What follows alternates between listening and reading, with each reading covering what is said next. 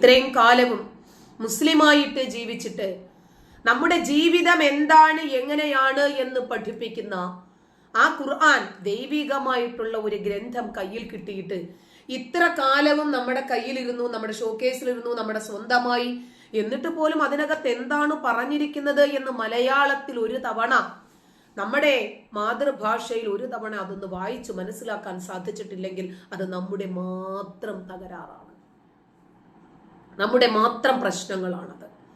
നമ്മൾ ഒരുപാട് പട്ടിണിയും പരിവട്ടവും ഒക്കെ ആയിട്ടാണ് ഞങ്ങൾക്ക് ജീവിച്ചു വന്നിട്ടുള്ളത്. ഇപ്പോഴും ആ പട്ടിണി തന്നെയാണെങ്കിൽ അത് നമ്മുടെ തകരാറാണ്. ആ പട്ടിണിയെ മാറ്റാൻ, ജീവിതം വിശാലമാക്കാൻ, മെച്ചപ്പെടുത്താൻ നമ്മള് വിശന്ന് കിടന്ന് കരഞ്ഞതുപോലെ ആ വിശപ്പിന്റെ വേദനയും, ഉടുതുണിക്കു മറുതുണിയില്ലാത്ത വേദനയും, ഒന്ന് മര്യാദയ്ക്ക് കിടന്നുറങ്ങാനുള്ള സൗകര്യവും നമുക്കില്ലായിരുന്നു.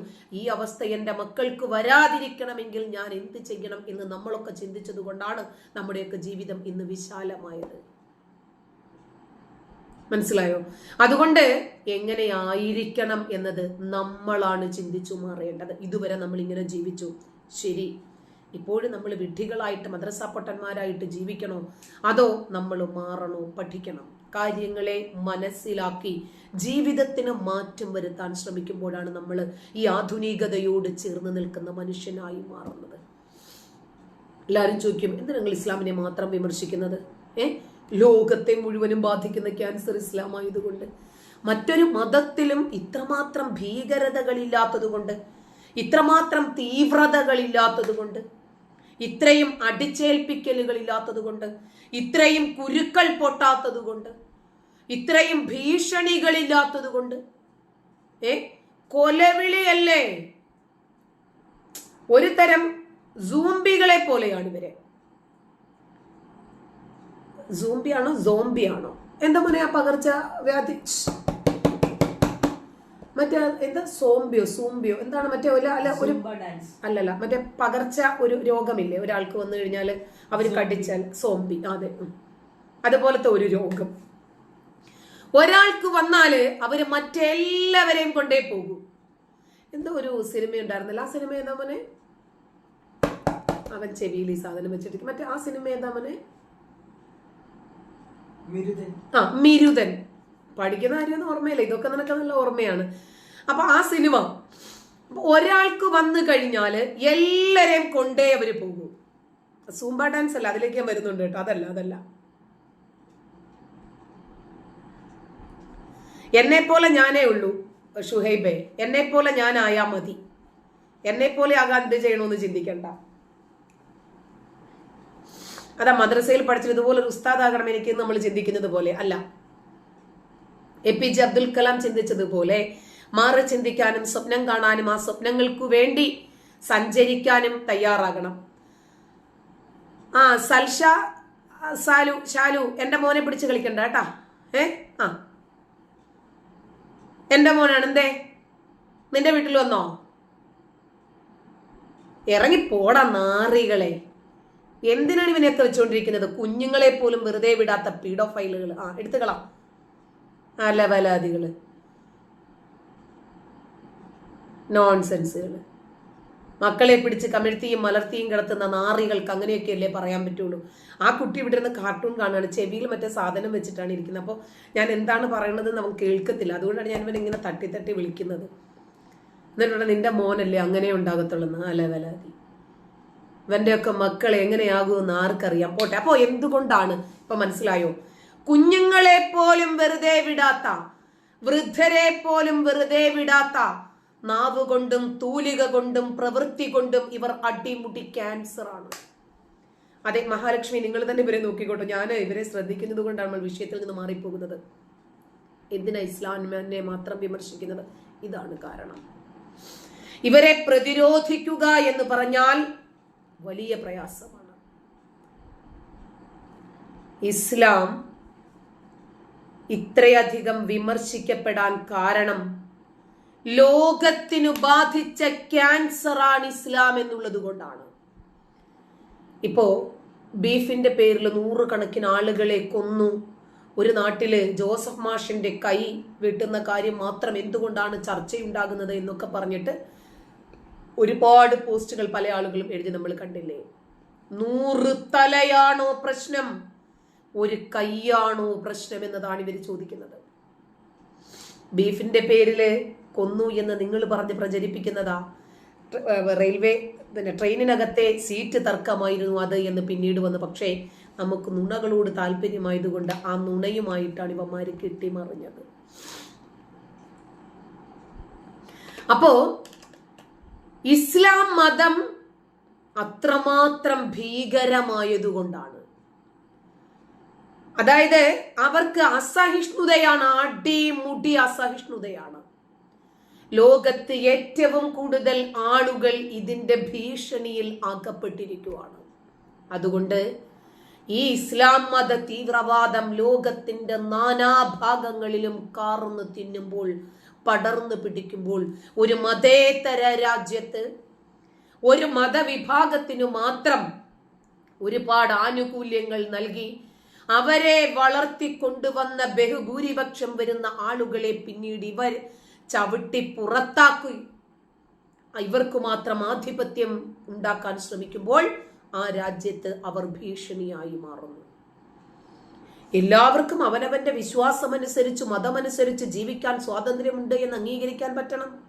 മനുഷ്യനൊരു സാമൂഹ്യ ജീവിയാണ്. ഖുർആൻ എന്തുകൊണ്ടാണ് നമ്മൾ വിമർശിക്കുന്നത്? അതിനകത്ത് അടിമുടി തീവ്രവാദമായതുകൊണ്ടാണ്.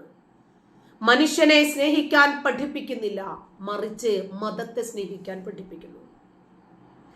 നിന്റെ അടുത്ത് താമസിക്കുന്ന കാഫിറിനെ എന്നല്ല, നിന്റെ അടുത്ത് താമസിക്കുന്ന മനുഷ്യനോട് സ്നേഹത്തോടെ, സഹകരണത്തോടെ, സഹവർത്തിത്വത്തോടുകൂടി പെരുമാറണം എന്നല്ല പഠിപ്പിക്കുന്നത്. നിന്റെ അടുത്ത് താമസിക്കുന്ന കാഫിറിനോട്, അമുസ്ലിമിനോട് നീ യുദ്ധം ചെയ്യണം. അവൻ നിന്നിൽ ഭീകരത കണ്ടെത്തണം. 9-ാം അധ്യായം 123-ാമത്തെ വചനമാണ്. അവൻ നിന്നെ കാണുമ്പോൾ ഞെട്ടി വിറയ്ക്കണം. മാനവികതയുള്ള ഗ്രന്ഥം ഇതാണോ? ആണോ? ഇതിനകത്ത് എന്ത് മാനവികതയാണുള്ളത്? എന്ത് ധാർമ്മികതയാണുള്ളത്? ഉള്ളത് പറഞ്ഞാൽ നിരന്തരം നമ്മളെ വേട്ടയാടിക്കൊണ്ടേയിരിക്കുന്നു. നമ്മളെ കുറിച്ച് ഇല്ലാ കഥകൾ പറഞ്ഞ് പ്രചരിപ്പിച്ചുകൊണ്ടേയിരിക്കുന്നു. മാറ്റേണ്ടത് ഞങ്ങളെയല്ല, തിരുത്തേണ്ടത് ഞങ്ങളെയല്ല, നിശബ്ദരാക്കേണ്ടത് ഞങ്ങളെയല്ല, റെഡ്യൂസ് ചെയ്യപ്പെടേണ്ടത് ആ ഗ്രന്ഥമാണ്. പരിഷ്കരിക്കപ്പെടേണ്ടത് ഇസ്ലാമാണ്. സിബിടേണ്ടത് വ്യാജം പറഞ്ഞ് പ്രചരിപ്പിക്കുന്ന മുസ്ലിം പുരോഹിതന്മാരെയാണ്. അവരുടെ നാവുകൾക്ക് കൂച്ചുവിലങ്ങിടണം. എന്തുകൊണ്ടാണ് ഇസ്ലാം വിമർശകർ ക്രൂരമായി പീഡിപ്പിക്കപ്പെടുന്നത്? ഉള്ളത് പറയുന്നത് കൊണ്ട്. കൂടുതൽ ആളുകൾ ഈ യാഥാർത്ഥ്യം തിരിച്ചറിയാൻ സഹായകമാകുന്നത് കൊണ്ട് ഒരു ലവലേശം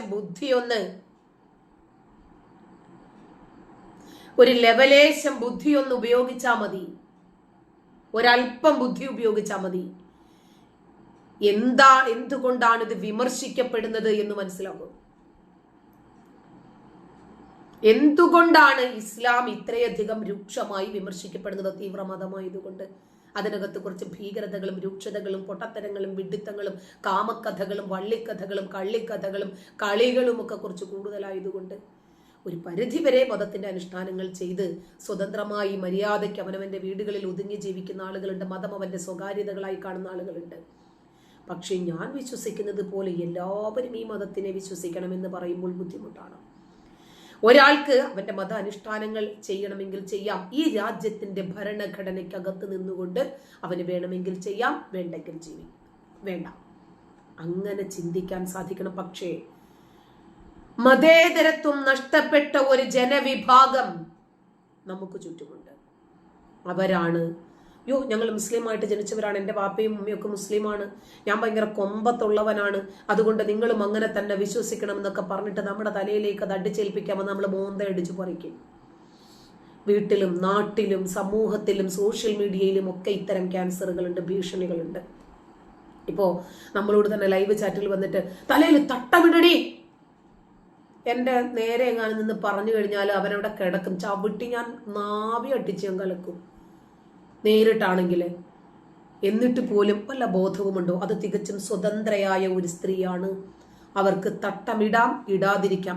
അപ്പോഴും അവൻ ചിന്തിക്കുന്നത് എന്താ? ഞാൻ വിശ്വസിക്കുന്നത് ഈ തട്ടത്തിലാണ്, അതുപോലെ എല്ലാവരും തട്ടമിടണം. എല്ലാവരെ കൊണ്ടും തട്ടമിടിപ്പിക്കാനും എല്ലാവരെ കൊണ്ടും ഇസ്ലാമിനെ വിശ്വസിപ്പിക്കാനും ഇവനോ ഇവന്റെ തന്തയോ വിചാരിച്ചാൽ പറ്റുമോ? ഇവിടെ നമ്മൾ ജീവിക്കുന്നത് ഒരു കൊച്ചു കേരളക്കരയിലാണ്. ഇവിടെ മതേതര സംസ്കാരത്തിൽ ജീവിക്കുന്ന ഓരോ മുസ്ലിമിനും ഇസ്ലാം എന്നത് നമ്മൾ ജനിച്ചപ്പോൾ നമുക്ക് കിട്ടിയ ഒരു അനുഭവം മാത്രമാണ്. നമുക്കറിയില്ല. എല്ലാ മതവിഭാഗത്തിൽപ്പെട്ട ആളുകളുമായിട്ട് നമുക്ക് സൗഹാർദ്ദമുണ്ട്. അവരുടെയൊക്കെ ആഘോഷങ്ങളിൽ പങ്കുചേർന്ന് നമ്മൾ അങ്ങനെ സ്വസ്ഥമായിട്ട് സന്തോഷത്തോടു കൂടിയാണ് ജീവിച്ചു പോകുന്നത്. ഇവിടുത്തെ 99% മുസ്ലിങ്ങളും ഈ ഗ്രന്ഥത്തിലെ വള്ളിയും പുള്ളിയും നോക്കി കമിഴ്ന്നു വീണ് ജീവിക്കുന്നവരല്ല. ഈ ഗ്രന്ഥം എന്താണ് എന്ന് ഒരു തവണ പോലും വായിച്ചിട്ടില്ലാത്തതാ ഉമൈവയെ പോലെയുള്ള ആളുകൾ ഇവിടെയുണ്ട്. ചോദിച്ചില്ലേ പെണ്ണിനെ അടിക്കാൻ ഖുർആനിൽ വചനം ഉണ്ടോന്ന്? എന്റെ ഭർത്താവ് എന്നെ അടിക്കാറില്ല, പിന്നെ എങ്ങനെയാ മുസ്ലിങ്ങൾ അടിക്കുന്നത് എന്നാ ചോദിക്കുന്നത്. അങ്ങനെയുള്ള കുറച്ച് നിഷ്കളങ്കരായിട്ടുള്ള ആളുകളുണ്ട്. അവർക്ക് അറിയില്ല എന്താണ് ഈ ഗ്രന്ഥത്തിലുള്ളത്. അടിസ്ഥാനപരമായിട്ട് ഈ ഗ്രന്ഥത്തെ അറിയാത്ത ആളുകളാണ് ഈ ന്യായീകരിച്ച് വ്യാഖ്യാനിച്ച് രംഗത്ത് വരുന്നത്. ഇസ്ലാമിനെ പറ്റി ആഴത്തിൽ പഠിച്ചറിഞ്ഞ് മനസ്സിലാക്കിയിട്ടാണ് ഞാൻ അറിഞ്ഞ വിവരങ്ങൾ മറ്റുള്ളവരിലേക്ക് എത്തിക്കുന്നതിന് വേണ്ടി ആ ഉദ്ദേശത്തോടുകൂടി ഒരു ചാനലും തുടങ്ങി. എന്നെ സ്വസ്ഥമായിട്ട് ഇവർ ജീവിക്കാൻ വിടാത്തത് കൊണ്ടുകൂടിയാണ് ഈ ക്യാൻസർ മതത്തെക്കുറിച്ച് മറ്റുള്ളവർക്ക് പറഞ്ഞു കൊടുക്കാൻ ഞാൻ നിർബന്ധിതയായത്. അല്ലെങ്കിൽ ഞാൻ എൻ്റെ പാട്ടിനെ എനിക്ക് വേണ്ടാത്തത് വേണ്ട, ശരി ഞാൻ ഛർദ്ദിച്ചു വെച്ചു, പിന്നെ ഞാൻ ദിനത്തില എൻ്റെ പാട്ടിന് ഞാനങ്ങ് പോയേനെ. ഇതെന്താണ് എന്നുകൂടി വിശദീകരിക്കാൻ നിങ്ങളാണ് എനിക്ക് സാഹചര്യം ഒരുക്കിയത്. പുറം ലോകത്തോട് വിളിച്ചു പറയാൻ ഇസ്ലാം എന്ന മതത്തേക്കാൾ ഉപരി ഇതൊരു പൊളിറ്റിക്കൽ അജണ്ടയാണ്. ഇത് അടിമുടി തീവ്രവാദമാണ്, ക്യാൻസറാണ്. ലോകത്തിന്റെ മാനവികതയ്ക്ക് ഇത് വളർച്ചയ്ക്ക്, പുരോഗതിക്ക്, മതേതരത്വത്തിനൊക്കെ വിഘാതമാണ് എന്നും അടിമുടി സ്ത്രീ വിരുദ്ധമാണ്. കൊള്ളയും കൊലയും രക്തച്ചൊരിച്ചിലും യുദ്ധവും പീഡനങ്ങളും ഇതൊക്കെയാണ് ഇസ്ലാം എന്ന് പറയേണ്ടി വരുന്നത്. എൻ്റെ പ്രഭാഷണങ്ങളിലും എൻ്റെ ചാനൽ ഡിബേറ്റുകളിലും എൻ്റെ എഴുത്തുകളിലും എൻ്റെ യൂട്യൂബ് ലൈവ് വീഡിയോകൾ ഇതിലൊക്കെ ഞാൻ ആധികാരികമായ ഇസ്ലാമിക ഗ്രന്ഥങ്ങളിൽ നിന്നുള്ള തെളിവ് സഹിതമാണ് ജനങ്ങളെ ബോധ്യപ്പെടുത്തുന്നത്. ഞാൻ എന്തുകൊണ്ടിങ്ങനെ പറഞ്ഞു? എൻ്റെ ഏതു വിമർശനങ്ങൾ നിങ്ങൾ എടുത്താലും ഏത് കോടതിയെയും എനിക്ക് ബോധ്യപ്പെടുത്താൻ പറ്റും ഞാൻ എന്തുകൊണ്ടത് പറഞ്ഞു എന്ന്. നമ്മൾ പറയുന്ന വിഷയങ്ങളെ സംബന്ധിച്ച് തെളിവുകൾ ചോദിക്കുമ്പോൾ ഇസ്ലാമിക ഗ്രന്ഥങ്ങൾ അങ്ങോട്ട് നിങ്ങൾക്ക് എടുത്തു തരും. അത് കണ്ടിട്ട് നിങ്ങൾക്ക് വെകിളി പിടിക്കുന്നുണ്ടെങ്കിൽ, നിങ്ങളുടെ മതവികാരം അണ പൊട്ടി ഒഴുകുന്നുണ്ടെങ്കിൽ അത് നമ്മുടെ കുഴപ്പമല്ല, അതെന്റെ തകരാറല്ല. നിരന്തരം നിങ്ങളിട്ട ഭീഷണികളിലൂടെ, നിങ്ങൾ എനിക്കെതിരെ വാരിച്ചൊരിഞ്ഞ കനലുകളിലൂടെ നടന്നു വന്ന് നിങ്ങൾ ഉണ്ടാക്കി തന്ന മുൾക്കിരീടമെടുത്ത് തലയിൽ വെച്ച് ആ മുൾക്കിരീടം ആഴത്തിൽ ഇറങ്ങും തോറും എൻ്റെ തലയിൽ നിന്നും എൻ്റെ ശരീരത്തിൽ നിന്നും വമിക്കുന്ന രക്തത്തിൻ്റെ നടുവിലിരുന്നിട്ടാണ് ഞാൻ ഇസ്ലാം മത വിമർശനം നടത്തുന്നത്. അതുകൊണ്ട് എനിക്കിനിയും പൊള്ളലേൽക്കില്ല, മുറിവുകളും പറ്റില്ല. ഈ യാഥാർത്ഥ്യം എന്താണ് എന്ന് ജനങ്ങളെ അറിയിക്കുന്നതിന് വേണ്ടി ഞാൻ കൊടുത്ത വില വളരെ വലുതാണ്. എൻ്റെ സമാധാനവും എൻ്റെ നിർഭയത്വവും എൻ്റെ ജീവിതവും ഇതെല്ലാം ഞാൻ ഇതിന് എൻ്റെ കുടുംബം എന്ന് പറയുമ്പോൾ എൻ്റെ സഹോദരങ്ങൾ, കൈമക്കളും ഒക്കെ എൻ്റെ കൂടെ ഉണ്ട്. അതല്ല, മറിച്ച് 10-13 സഹോദരങ്ങളും ഒക്കെ ആയിട്ട് വളരെ സന്തോഷത്തോടു കൂടി ജീവിച്ചിരുന്ന കുടുംബം, ഇതൊക്കെ നിങ്ങൾ തകർത്ത് തരിപ്പണമാക്കിയത് ഈ മതത്തിൻ്റെ പേരിലായതുകൊണ്ടാണ്. ഇതെന്തുകൊണ്ടാണ് സമൂഹത്തെ ബാധിക്കുന്ന ക്യാൻസർ ആകുന്നത് എന്ന് തുറന്നു പറയാൻ ഞാൻ ബാധ്യസ്ഥയാകുന്നത്. തീർത്തും മതഗ്രന്ഥങ്ങളിലുള്ള വസ്തുതകൾ തെളിവ് സഹിതം വിളിച്ചു പറയുമ്പോൾ നിങ്ങൾക്ക് കുരുക്കൾ പൊട്ടുന്നുണ്ടെങ്കിൽ, നിങ്ങൾക്കത് മതവിമർശനമായി, അമർഷമായി, അസഹ്യമായി, സഹിക്കാൻ പറ്റാത്ത വേദനയായിട്ട് തോന്നുന്നുണ്ടെങ്കിൽ ഞാനല്ല കാരണം, ആ ഗ്രന്ഥങ്ങളാണ്. മതപ്രഭാഷകരുടെ പ്രഭാഷണങ്ങൾ എടുത്തിട്ട് വിമർശിക്കുമ്പോൾ ആ വിമർശനം നിങ്ങൾക്ക് അസഹ്യമായി തോന്നുന്നെങ്കിൽ അതിന്റെ കാരണക്കാരൻ ആ പ്രഭാഷകനാണ്, ഞാനല്ല. ഭരണഘടനയുടെ 51A(h) പ്രകാരം ശാസ്ത്രീയമായിട്ടുള്ള ചിന്താഗതി, അന്വേഷണത്വരയും ജനങ്ങളിലേക്ക് വളർത്താനുതകുന്ന രൂപത്തിൽ പ്രവർത്തിക്കാൻ ഞാൻ ബാധ്യസ്ഥയാണ്. അവയവദാനം നോക്ക്, ഇൻകമിങ് ഒക്കെയാണ്, ഔട്ട് ഗോയിങ് പാടില്ല എന്ന് പഠിപ്പിക്കുന്ന, മനുഷ്യനെ മനുഷ്യനായി കാണാതെ മതത്തിന്റെ പേരിൽ കാണുന്ന, സ്ത്രീയെ മനുഷ്യനായി കാണാതെ ലിംഗത്തിന്റെ പേരിൽ അവർക്ക് വേർതിരിവുകൾ നിശ്ചയിച്ചു കൊടുക്കുന്ന, അങ്ങനെ സ്ത്രീ സ്വാതന്ത്ര്യത്തിന് മേൽ കൂച്ചു വിലങ്ങിടുന്ന നിങ്ങളുമായിട്ടൊക്കെ എങ്ങനെയാണ് സംവദിക്കേണ്ടതെന്ന് എനിക്ക് മനസ്സിലാകുന്നില്ല. കാരണം ഒന്നാമത്തെ കാര്യം എഴുത്തും വായനയും അറിയില്ല, വിവരം അയലോക്കത്തൂടെ പോലും പോയിട്ടില്ല, അക്ഷരാഭ്യാസമില്ലാത്ത, വിവരമില്ലാത്ത, പൊതുബോധമില്ലാത്ത, ഞാൻ ഈ പറയുന്ന വസ്തുതകൾ ഗ്രന്ഥത്തിൽ ഉണ്ടോ ഇല്ലേ എന്ന് സാമാന്യം ചിന്തിക്കാൻ പോലും പറ്റാത്ത, യാതൊരു വെളിവും വെള്ളിയാഴ്ചയും ഇല്ലാത്ത നിന്നോടൊക്കെ ഏത് ഭാഷയിൽ, ഏത് ശൈലിയിലാണ് സംവദിക്കേണ്ടത്? മനുഷ്യത്വരഹിതമാണ് നിങ്ങളുടെ തത്വചിന്തകൾ.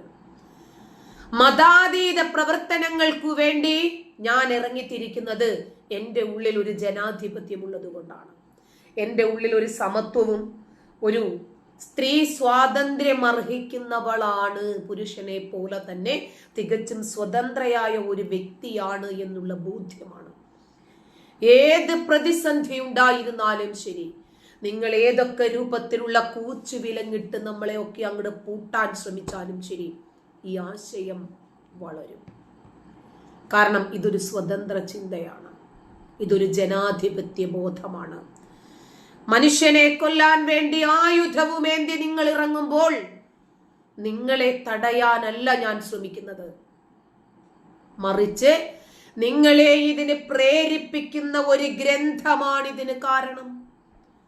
ഇവരുടെ തലച്ചോറിലേക്ക് ഊട്ടി ഉറപ്പിക്കപ്പെട്ടിരിക്കുന്ന, വളരെ ചെറിയ പ്രായത്തിലെ ഇംബിൽറ്റ് ചെയ്യപ്പെട്ടിരിക്കുന്ന ഇസ്ലാം എന്ന മതമാണ് ഇതിന് കാരണം എന്ന് പറഞ്ഞ് വേരിനെ ചികിത്സിക്കാനാണ് ഞാൻ ശ്രമിക്കുന്നത്. ആ വേരിനെയാണ് അറുത്തു മാറ്റേണ്ടത്.